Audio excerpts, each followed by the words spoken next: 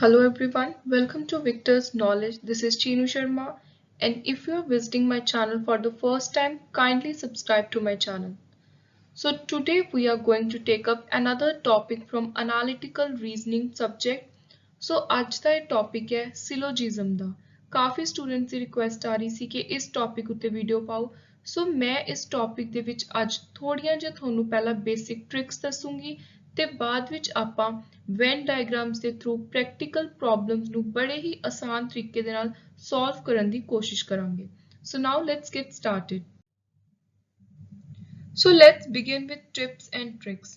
So exam ਦੇ ਵਿੱਚ ਤੁਸੀਂ ਪਹਿਲੀ ਚੀਜ਼ ਯਾਦ ਰੱਖਣੀ ਹੈ, ਜਿੱਥੇ ਤੁਹਾਨੂੰ ਕੁਐਸਚਨ ਦੇ ਵਿੱਚ ਸਿਰਫ ਪੋਜ਼ਿਟਿਵ ਸਟੇਟਮੈਂਟਸ ਦੇਤੀਆਂ ਉੱਥੇ ਨੈਗੇਟਿਵ ਕਨਕਲੂਜਨ ਨੂੰ ਤੁਸੀਂ ਬਿਲਕੁਲ ਇਗਨੋਰ ਕਰ ਦੇਣਾ ਹੈ।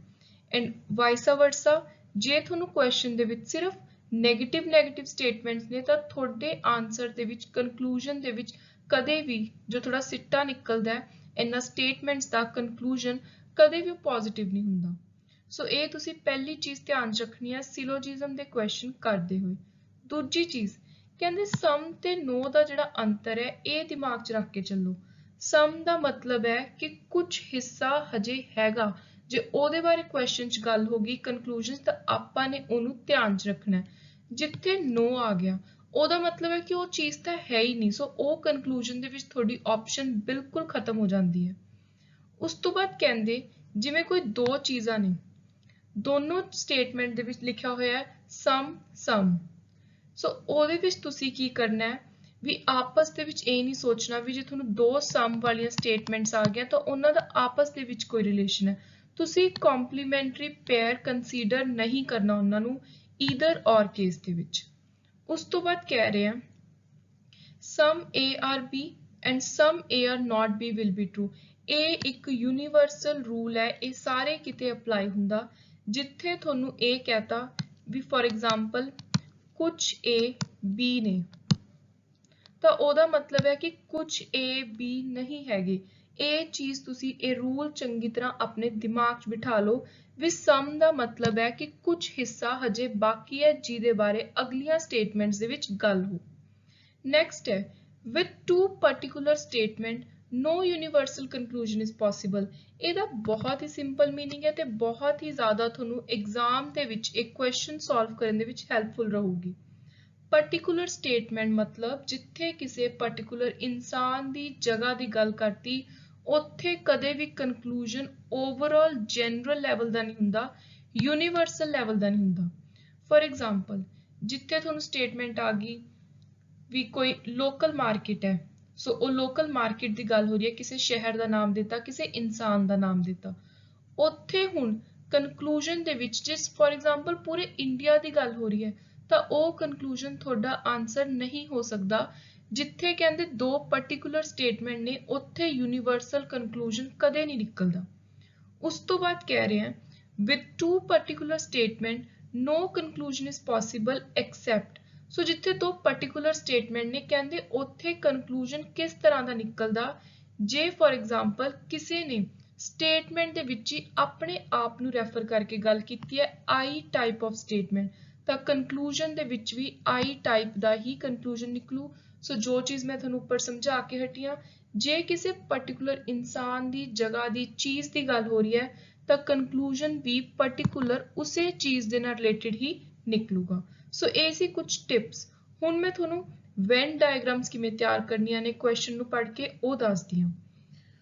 ਸੋ ਸਭ ਤੋਂ ਪਹਿਲਾਂ ਆ ਗਿਆ all A are B। So all A ਪਹਿਲੀ ਗੱਲ ਤਾਂ ਤੁਹਾਨੂੰ ਉੱਥੇ ਜਿਹੜੀ ਚੀਜ਼ ਪਹਿਲੇ ਨੰਬਰ ਤੇ ਕਹਿਤੀ ਤੁਸੀਂ ਜਦੋਂ ਵੈਨ ਡਾਇਗਰਾਮ ਬਣਾਉਣੀ ਹੈ, ਤੁਹਾਨੂੰ ਪਤਾ ਸਿਲੋਜਿਜ਼ਮ ਦੇ ਕੁਐਸਚਨ ਆਪਾਂ ਵੈਨ ਡਾਇਗਰਾਮ ਬਣਾ ਕੇ ਸੋਲਵ ਕਰਦੇ ਹਾਂ। ਸੋ ਪਹਿਲੀ ਚੀਜ਼ ਤਾਂ ਤੁਸੀਂ ਉਹ ਚੀਜ਼ ਨੂੰ ਨੰਬਰ 1 ਤੇ ਰੱਖਣਾ। ਇਹ ਨਹੀਂ ਕਿ ਤੁਸੀਂ A ਲਿਖ ਰਹੇ ਹੋ all A are B ਤਾਂ ਪਹਿਲਾਂ ਤੁਸੀਂ ਉਰੇ B ਪਾ ਰਹੇ ਹੋ ਫਿਰ ਤੁਸੀਂ A ਬਾਰੇ ਆ ਰਹੇ ਹੋ, ਇਹਦੇ ਨਾਲ ਤੁਹਾਡਾ ਕੁਐਸਚਨ ਬਿਲਕੁਲ ਗਲਤ ਚਲਾ ਜਾਊ, ਸਾਰੇ ਕਨਕਲੂਜਨ ਆਪੋਜ਼ਿਟ ਹੋ ਜਾਣਗੇ। ਤੁਸੀਂ ਜਿਵੇਂ ਕੁਐਸਚਨ ਦਿੱਤਾ ਹੋਇਆ ਵਰਡ ਟੂ ਵਰਡ ਕੁਐਸਚਨ ਨੂੰ ਫੋਲੋ ਕਰਕੇ ਵੈਨ ਡਾਇਗਰਾਮ ਬਣਾਉਣੀ ਹੈ। ਸੋ ਹੁਣ ਕੁਐਸਚਨ ਹੈ all A are B।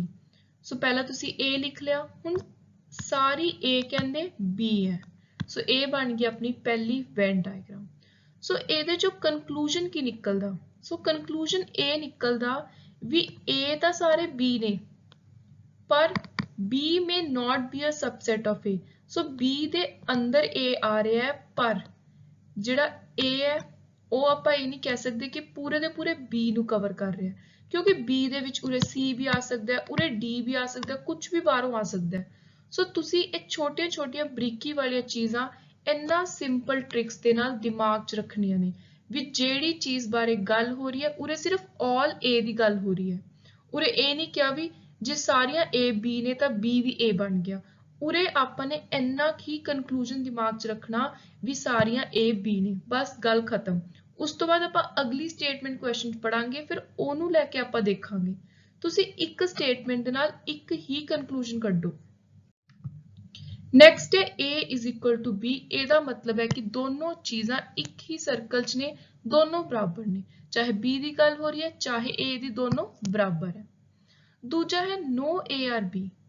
no A or B ਦਾ ਮਤਲਬ ਹੈ ਵੀ ਕੋਈ ਵੀ A B ਨਹੀਂ ਹੈ, ਤਾਂ ਇਹਦੇ ਤੋਂ opposite conclusion ਵੀ ਨਿਕਲਦਾ ਵੀ ਕੋਈ ਵੀ B A ਨਹੀਂ ਹੈ। ਇਹ ਵੀ ਤੁਸੀਂ ਯਾਦ ਰੱਖਣਾ। ਜਿਹੜੇ ਇਹ ਦੋ conclusion ਨੇ ਇਹਨਾਂ ਨੂੰ ਤੁਸੀਂ ਯਾਦ ਕਰਕੇ ਜਾਓ, ਚੰਗੀ ਤਰ੍ਹਾਂ ਲਰਨ ਕਰ ਲਓ, ਤੁਹਾਨੂੰ ਐਗਜ਼ਾਮ ਦੇ ਵਿੱਚ ਬਹੁਤ ਜ਼ਿਆਦਾ ਈਜ਼ੀ ਹੋਊਗਾ ਕੁਐਸਚਨਸ ਨੂੰ ਸੋਲਵ ਕਰਨਾ। ਨੈਕਸਟ ਹੈ fourth trick, some A or B। ਕਹਿੰਦੇ ਕੁਝ A B ਨੇ, ਸੋ ਇਹਦਾ ਮਤਲਬ ਕਿ ਕੁਝ B ਵੀ A ਨੇ, ਸੋ ਇਹ ਵੀ ਕੰਕਲੂਜਨ ਨਿਕਲਿਆ ਆ। ਉਸ ਤੋਂ ਬਾਅਦ ਹੈ ਸਮ A are not B। ਸੋ ਹੁਣ ਕਹਿੰਦੇ ਕੁਝ A ਨੇ ਜਿਹੜੇ ਉਹ B ਨਹੀਂ ਹੈਗੇ, ਸੋ ਇਹ ਵੀ ਹੁਣ ਆਪਣਾ ਪ੍ਰੋਪਰ ਇੱਕ ਕੰਕਲੂਜਨ ਨਿਕਲਿਆ ਆ।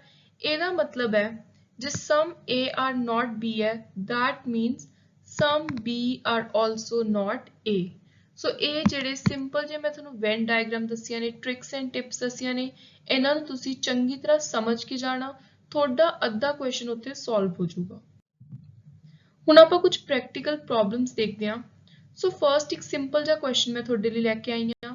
ਸੋ ਆਪਾਂ 1 by 1 ਸਟੇਟਮੈਂਟ ਨੂੰ ਫੋਲੋ ਕਰਾਂਗੇ, ਨਾਲ ਉਹਦੀ ਵੈਨ ਡਾਇਗਰਾਮ ਦੇਖਾਂਗੇ। ਸੋ ਫਰਸਟ ਹੈ ਸਮ ਪੈਨਸਿਲਸ ਆਰ ਡੌਗ। ਕੁਝ ਪੈਨਸਿਲਸ ਡੌਗ ਹੈ। ਦੂਜਾ some pencils are dogs। सो दूजी स्टेटमेंट है all dogs are pen।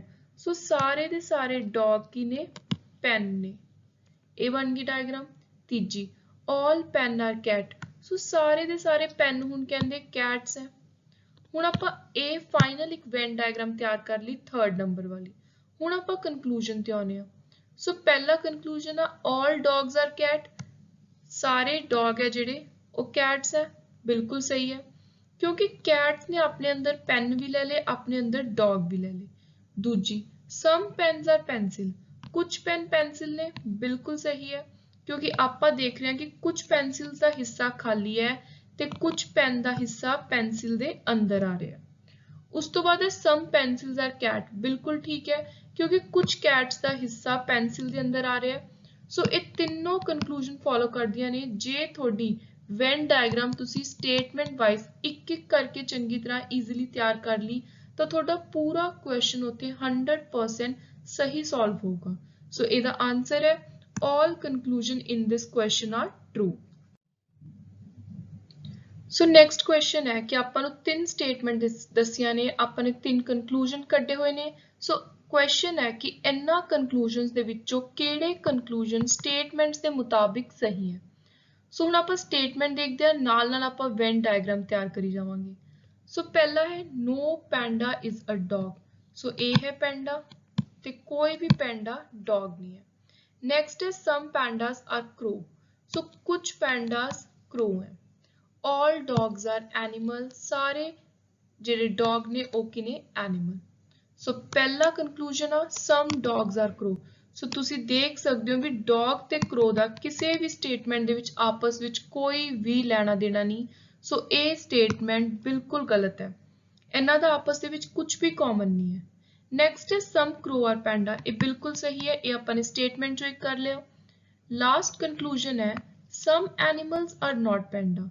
सो आपां ने देखिया भी जिहड़े एनिमल्स ने, डॉग ने, वो सारे दे सारे एनिमल्स ने, ऑल डॉग आर एनिमल। पर कुछ एनिमल जिवें पैंडा ये अपने कोल साइड ते रह गया, ये उरे एनिमल दी कैटेगरी च नहीं आ रहा।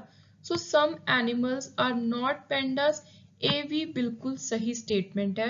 ਸੋ ਉਰੇ ਆਪਣੇ ਕੋਲ ਜਿਹੜਾ ਆਨਸਰ ਹੈ ਉਹ ਹੈ only conclusion 2 and 3 follow. Next question है, which of the two conclusion can be concluded on the basis of given statement?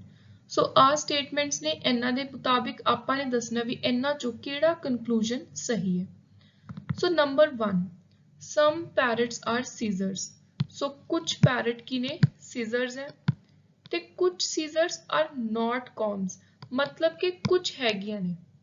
ਉਰੇ some ਤੇ ਉਰੇ ਹੁਣ ਮੈਂ ਤੁਹਾਨੂੰ ਦੱਸਿਆ some ਤੇ no ਦਾ ਜਿਹੜਾ ਰਿਲੇਸ਼ਨ ਹੈ ਉਹ ਤੁਸੀਂ ਦੇਖਣਾ ਹੈ ਸਮਝਣਾ ਹੈ ਵੀ ਉਹਨਾਂ ਨੇ ਇਹ ਨਹੀਂ ਕਿਹਾ ਵੀ all scissors are not comb। ਜੇ ਉਰੇ all ਹੁੰਦਾ ਤਾਂ ਆਪਾਂ combs ਨੂੰ ਬਾਹਰ ਰੱਖਦੇ। ਉਰੇ ਉਹਨਾਂ ਨੇ ਕਿਹਾ some scissors are not comb, ਮਤਲਬ ਇਸ ਸਟੇਟਮੈਂਟ ਚੋਂ ਕਨਕਲੂਜਨ ਨਿਕਲਦਾ ਵੀ ਕੁਝ comb scissor ਹੈਗੀਆਂ ਨੇ। ਇਹ ਜਿਹੜੇ ਛੋਟੇ ਛੋਟੇ ਟ੍ਰਿਕੀ ਕੁਐਸਚਨਸ ਨੇ ਇਹਨਾਂ ਦੇ ਤੁਸੀਂ ਬੇਸ ਨੂੰ ਚੰਗੀ ਤਰ੍ਹਾਂ ਸਮਝਣਾ ਹੈ। ਸੋ ਇਹ ਆਪਣੀ ਵੈਨ ਡਾਇਗਰਾਮ ਤਿਆਰ ਹੋ ਗਈ। ਹੁਣ ਆਪਾਂ ਕਨਕਲੂਜਨ ਦੇਖਦੇ ਹਾਂ। पहला कंक्लूजन आ some scissors are parrot, बिल्कुल सही है, ये अपने क्वेश्चन च देख लिया। some combs are parrot, हुन parrots ते comb दा आपस दे विच कोई रिश्ता नहीं है, कुछ कॉमन नहीं है, सो ये स्टेटमेंट गलत हो जाती है। अपना सही आंसर उरे बनदा only one conclusion is possible। so this was all about our topic on syllogism ਤੇ ਇਹਦੇ ਵਿੱਚ ਤੁਸੀਂ ਮੇਨ ਚੀਜ਼ ਵੈਨ ਡਾਇਗਰਾਮ ਮੈਂ ਤੁਹਾਨੂੰ ਬਾਰ-ਬਾਰ ਕਹਿ ਰਹੀ ਹਾਂ ਕਿ ਉਹਦੇ ਉੱਤੇ ਫੋਕਸ ਕਰਨਾ ਹੈ ਕਿਉਂਕਿ ਸਾਰਾ ਤੁਹਾਡਾ ਕੁਐਸਚਨ ਜੇ ਤੁਸੀਂ ਵੈਨ ਡਾਇਗਰਾਮ ਸਹੀ ਬਣਾ ਲਈ, ਸਟੇਟਮੈਂਟ ਨੂੰ ਚੰਗੀ ਤਰ੍ਹਾਂ ਐਨਾਲਾਈਜ਼ ਕਰ ਲਿਆ, ਉੱਥੇ ਹੀ ਤੁਸੀਂ ਆਪਣਾ ਜਿੰਨਾ ਲੌਜੀਕਲ ਦਿਮਾਗ ਹੈ ਉਹ ਲਗਾ ਕੇ ਕੁਐਸਚਨ ਨੂੰ ਸੋਲਵ ਕਰਨਾ ਹੈ। So please do subscribe, like, comment and share. Victor's Knowledge, keep supporting. Thank you and good luck.